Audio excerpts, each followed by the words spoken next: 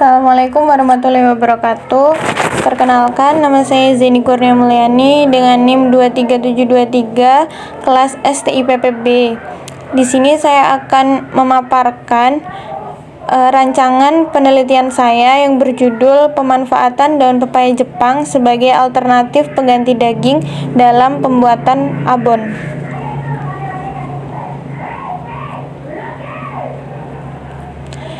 Yang akan saya bahas di sini yaitu yang pertama ada latar belakang, yang kedua ada rumusan masalah, yang ketiga tujuan penelitian, yang keempat manfaat penelitian, dan yang terakhir adalah metode penelitian. Latar belakang yang saya ambil dari penelitian ini yang pertama adalah daging.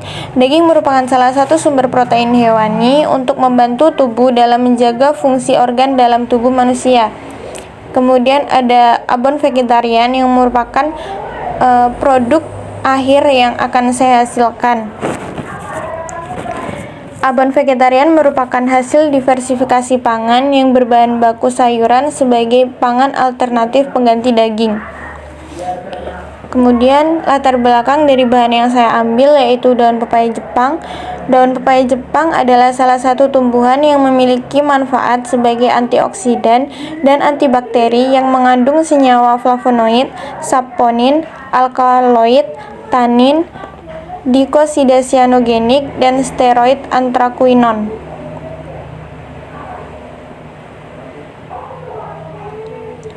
Tujuan dari penelitian saya yang pertama adalah untuk menghasilkan produk baru berupa abon vegetarian yang berbahan baku daun pepaya Jepang. Kemudian yang kedua untuk meningkatkan nilai ekonomis dari daun pepaya Jepang.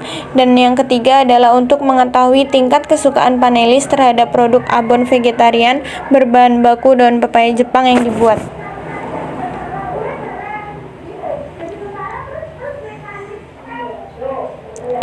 Manfaat dari penelitian ini yang pertama ada untuk memanfaatkan daun pepaya Jepang yang memiliki banyak manfaat untuk kesehatan yang saat ini belum banyak dimanfaatkan.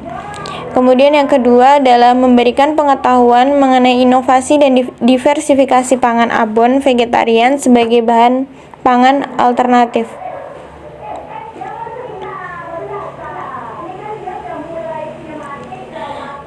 Metode penelitian yang saya ambil yaitu untuk tempat penelitian yang saya lakukan di Laboratorium Fakultas Teknologi Pertanian INSTIP Yogyakarta.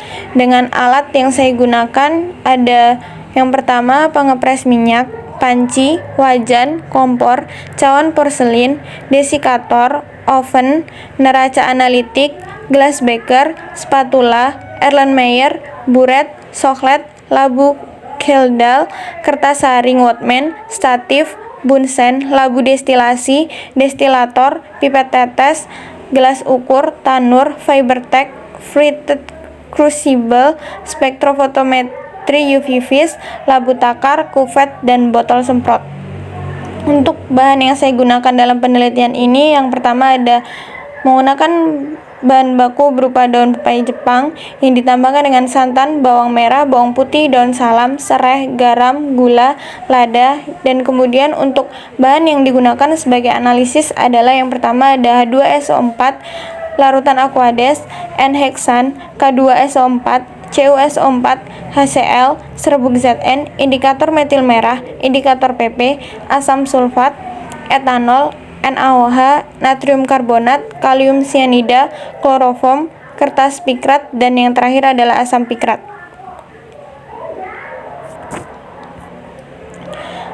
Untuk metode penelitian yang saya gunakan, pada penelitian ini menggunakan rancangan blok lengkap dengan dua faktor. Faktor pertama yaitu lama perebusan daun pepaya Jepang yang terdapat 3 tara faktor. Yang pertama, tara faktor A1 5 menit, tara faktor A2 10 menit, dan tara faktor A3 15 menit. Kemudian untuk faktor kedua yaitu konsentrasi penambahan santan dengan 3 tara faktor. Dengan tara faktor pertama yaitu B1 20%, tara faktor kedua B2 25%, dan tara faktor B3 30%. Dengan masing-masing perlakuan diulang sebanyak 2 kali sehingga didapatkan 18 sampel yang ditambah dengan 1 sampel sebagai variabel kontrol.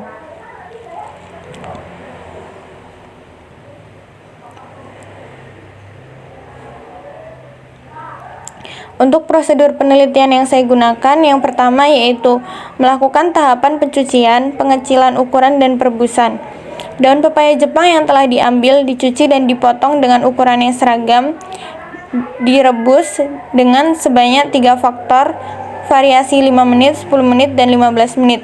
Kemudian untuk tahapan yang kedua yaitu tahapan perebusan dan melakukan analisis kadar sianida.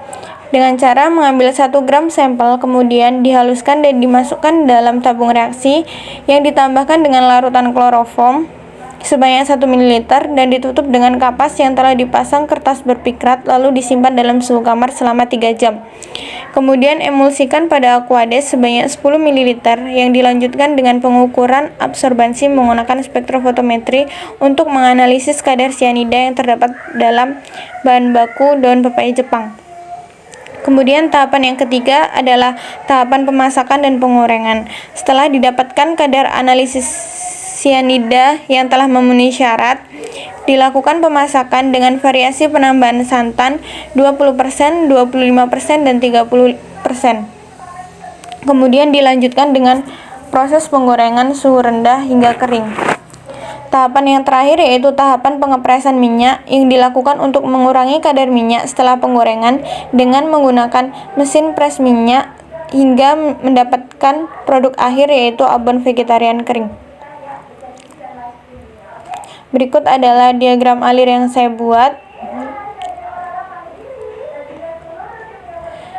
Untuk analisis yang saya gunakan dalam penelitian ini, yang pertama adalah analisis kadar sianida, kemudian ada analisis kadar air, analisis kadar protein, analisis kadar lemak, analisis kadar serat, dan yang terakhir adalah uji organoleptik. Sekian pemaparan yang dapat saya lakukan, kurang lebihnya saya mohon maaf. Wassalamualaikum warahmatullahi wabarakatuh.